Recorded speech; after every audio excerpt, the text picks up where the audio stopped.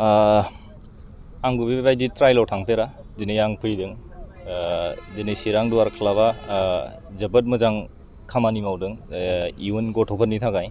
जेरै दिनै आन्डार 18 आरो आन्डार 23 सेलेक्सन ट्रायल खालामदों थ' जोबोद मोजां गथ'फोरनि फिउचारनि थाखाय जाहाथे दाब दाब जायगानिफ्राय फैदों गथ'फ्रा बयबो गावनि रोंगौथिखौ देखायनो थाखाय थ' बेनो बहुत मोजां प्लेटफर्म इयुन गेलेगिरिफोरनिफ्राय आंबो गोदो बिदिनो उन्दैनिफ्राय गेलेदों जे आंबो ट्रायलाव थांदों सायाव थ' दिनै गथ'फ्रा फैदों जोबोद मोजां मोनदों आंबो दाब दाब जायगानिफ्राय फैनायखौ जाहाथे गावनि रोंगौथिखौ देखायथों जुदि सेलेक्सन जायोबा गावनि अपरचुनिटिखौ मोनगोन गथ'फ्रा जाहाथे बावहाय दिनै सेलेक्सन जायोबा जानायनि थानायनि गासिबो फेसिलिटि दं थ' जोबोद मोजां थ' आं लुबैयो जे बिदिनो फैबाय थाथों गथ'फ्रा आरो इयुनाव जोंनि जायगायाव दाब दाब जायगायाव बिदिनो ट्रायल्स बा एकाडेमिफोरखौ खुलिनांगौ बिराद इम्परटेन्ट बेनो बिराद गोनांथि जोंनि थाखाय गथ'फोरनि थाखाय माबायदि नुदों गेलेगिरिफोरा जोंनिया दा क्वालिटिया अनेक खम दङ मानो होनबा जोंनियाव लाइक ग्रास रुट गैया जोंनियाव एकाडेमि मोजां गैया थ' जोंनो बेखौ इमप्रुभ खालामनांगोन जाहाथे जोंनि एकाडेमि नांगोन दाब दाब जायगायाव जोंनो बहुत एकाडेमि नांगोन होनबासो कचिं मोननांगोन कचिं मोनबासो प्लेयारनि गेलेनाया इमप्रुभ जायो जाहाथे मोजां एक्सारसाइज मोजां प्रेक्टिस मोनबासो प्लेयारफोरनि गेलेनाय सब जिनिसानो क्वालिटियानो सोलायलाङो कचिं मोनबासो एकाडेमिनि थाखाय सोर दायथ' लानांगोन सानो सासे गेलेगिरि हिसाबै बुंनो थाङोबा आं रावनिबो गाज्रिनि थाखाय बुङा जाहाथे जोंनिया लाइक जोंनि आसाम फुटबल एस'सियेसन दं जेरै जोंनिया क'क्राझार डिस्ट्रिक्ट एस'सियेसन दं थ' गोबां गिदिर गिदिर मानसि दं जोंनिया थ' हानायखिनिखौ गिदिर गिदिर जोंना सारमोन दङ थ' बिसोर जुदि दायित्व लायोबा बहुत मोजां जाहाथे जोंनो दाब दाब जायगायाव जाहाथे जोंनो इसिबांखिनिखौ नाङा जोंनो मोनब्रै मोनबा जायगायाव जुदि मोजां एकाडेमि खुलिनानै होनो हायोबा गथ'फोरनि थाखाय बिराद मोजां थ' फिउचाराव गथ'फ्रा जुदि एकाडेमियाव थानानै दस्रा एकाडेमियाव जुदि थांनानै मोजां गेलेनो हायोबा फिउचारनि थाखाय अनेक मोजां आरो जायगानि थाखायबो बहुत नाम जायो जोंनिया जोङो नुनो मोनो कि बेफोरबायदि स्पर्ट्स एक्टिभिटिसखौ गारनानै माखासे लाइमोनफोरा गाज्रि एन्टि ससियेल एक्टिभिटिसफ्राव लोहाबनानै थायो बिसोरखौ मा मेसेज होनो सानो नोंथाङा मेसेजआथ' आंनि थाखाय बहुत दङ मानो होनबा आं बिदिखौ मोजां मोना लाइक नों जुदि स्पर्ट्स पार्सनबा बेफोरबायदि जायगायाव हाबनांगौ जेबो माबा गैया मोन्थाय गैया जुदि नों स्पर्ट्सखौ गेलेनो लुबैनानै जुदि नों फोथाराव फैयो मोनसे रिसपेक्ट खालामनांगौ जे फुटबलखौ जुदि नों फुटबल गेलेनो फैदोंबा बा दस्रा इभेन्टखौनो नों जुदि गेलेनो फैदोंबा गोसो होनानै गेले आजिखालि बेफोरबायदि स्पर्ट्सआवबो फिउचार दङ स्पर्ट्स जुदि नों मोजां क्वालिटि गोजौआव गेलेनान फुटबल गेलेनो जेन'बा गोजौ थाखोआव थांनो लुगैनाय बिथांमोननि थाखाय जोङो मोनसे सेलेक्सन ट्रायल लादों आरो बे सेलेक्सन ट्रायलनि फ्रायनो जोङो जोंनि क्लाबनि थाखाय आन्डार 18 आरो आन्डार 22 मोननै केटेगरियाव जोङो सेलेक्सन खालामनानै लागोन दिनै बे हाबाफारियावनो जोंहा भारतनिनो मुंदांखा international football player Halicharan Narzary बिथाङाबो फैनानै जोंखौ एनकारेज होफैदों आरो बिथांनिसिम आङो जोबोद गोजोननाय बावदों आरो जोंहा दिनै जेनाखि ट्रायल जानाय बाहाय आसामनिफ्रायल' प्लेयार्सफोर फैयाखै जोंहा आसामनि बाहेरानिफ्रायबो बेंगलनिफ्राय फैदों झारखन्डनिफ्राय फैदों मध्य प्रदेशनिफ्राय फैदों दिनै more than 550 around 600 young generation फुटबलारफ्रा बाहागो लादों आरो जोङो जोबोद गोजोननाय मोनदों माबायदि नुदों सार टेस्ट खालामग्रा लाइमोनफोरनिफ्राय ट्रायलाथ' टेकनिकेल भाबै जोंहा कच दङ दैमालु बिथां दङ नायगोन सिनियर प्लेयार्स दं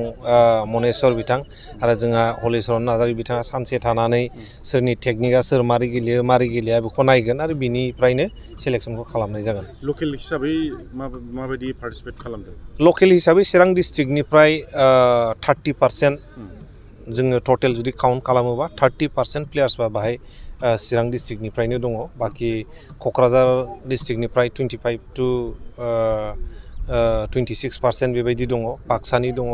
अदालगुरिनि दङ आरो आसामनि गुबुन गुबुन जिल्लानिफ्राय डिमा हासावनिफ्राय दं कार्बि आंलंनिफ्राय दं गवालपारानिफ्राय दं माने खुनु डिस्ट्रिक्ट गैया जे बाहाय दिनै पार्टिसिपेट खालामो बे ट्रेलनि उनाव ओरैनो मा जोंनि थांखिया जाहैबाय बिथांमोनहा जेब्ला ट्रायलाव सेलेक्ट जागोन जोङो बेखौ मोनसे केम्पआव दोनगोन क्लाबनि रेसिडेन्सियेल जोङो होनाय जागोन दा बाहायनो जोंनि कचनि आन्डाराव कचिं होबाय थानाय जागोन आरो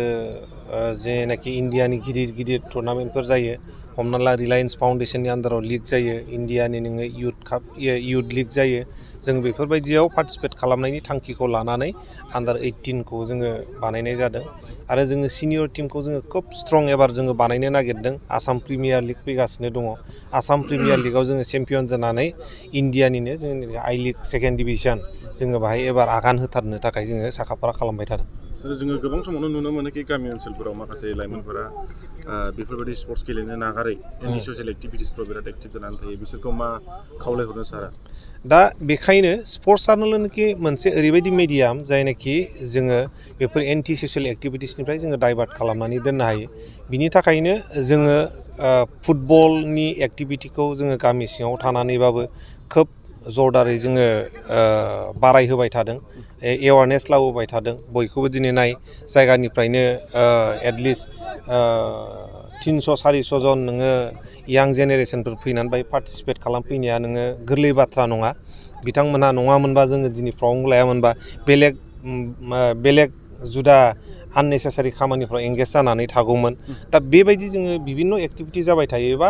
आंहा मोनसे फोथायनाय दङ कि यां जेनेरेसना जायफोरनाखि गाज्रि आखुफ्राव गाज्रि हाबाफ्राव नांथाबनानै दं बिथांमोनहा मोजांनि फारसे आवगायबोबाय थागोन होनना फोथायनाय दं। गोजोन्थों। दिनै प्रमद बर' सारनि दैदेननायाव जेनाखि जोङो नायबाय थादों बिभिन्न' स्पर्ट्सनि सायाव जेनाखि मावनाय बिथां सारनि जेनाखि मावनाय जोङो खोब थारमाने बाख्नायनांगोन। मानो होनोबा ISPL खुंदों, जोबोद मोनसे जोंनि गेजेराव जोंनि बड'लेण्डनि ओनसोलाव बा आसामावनो मोनसे रिभुलेसन लाबोनाय बायदि जादों। आरो जोंहा सन्टस ट्रफि जोङो खुंनानै थांबाय माबानिफ्राय थांनाय बाराव इण्डियानिनो नोङो मोनसे गिदिरथार देरसिन ट्रफि, बेहायनो गवा फैदों, बिराद गिदिर गिदिर स्टेटफ्रा बाहाय फैनानै गेलेफैदों, बाख्नायलांदों, लोब लोब रायजोफ्रा थांनानै नायदों। बिनि उनाव जोंहा नै दुरान्ड काप जानो थांगासिनो दं क'क्राझारावनो, बेथ' जोबोद गिदिर इभेन्ट जानो थांगासिनो दङ। जोंना ISL टिमफोर फैगोन, आइ लिगनि टिमफोर फैगोन। माने बेफोरखौ जेब्ला नायो स्पर्ट्सनि बिथिङाव माने प्रमद बर' सार दैदेननाय जेनाखि गभर्नमेन्ट बियो जथेस्थ'खिनि खामानि मावगासिनो दङ। दासिमबो बिटिआर हालामाव बिदि फुटबलनि जिखिनि पार्टिसिपेट जानाया गोबां जानानै थांबाय। बिटिआर हालाम हिसाबै माबायदि इमप्रुभ जादों? इमप्रुभमेन्टआथ' जोङो नुबाय थादों। दा जोंनि इउनाइटेड चिरां दुवार FC क्लाबखौबो बुंनो थाङोबा बेफोरनिनो मोनसे प्रडाक्ट, बेफोर एक्टिभिटिनिनो। जोङो थांनाय बाराव आइ लिग सेकेन्ड डिभिजन क्वालिफायाराव गादों, बाट जोङो वान अफ दा थारमाने part of I league second division जोङो आगान होजेननो हादों मोनसे। दा बिनिफ्राय नेक्स्ट स्टेपाव जोङो थांबावगोन। दा बेफोरनो आरो मन'बिर बसुमतारी आन्डार 19 इण्डिया टिमाव दा सेलेक्ट जानानै दङ। दा बेफोरो मोनसे गावनिबो नाजानाय प्लास मोनसे गभर्नमेन्टनिबो नाजानायजों थारमाने मोनसे जोंनि गेजेराव गेलेनायनि जेनाखि मोनसे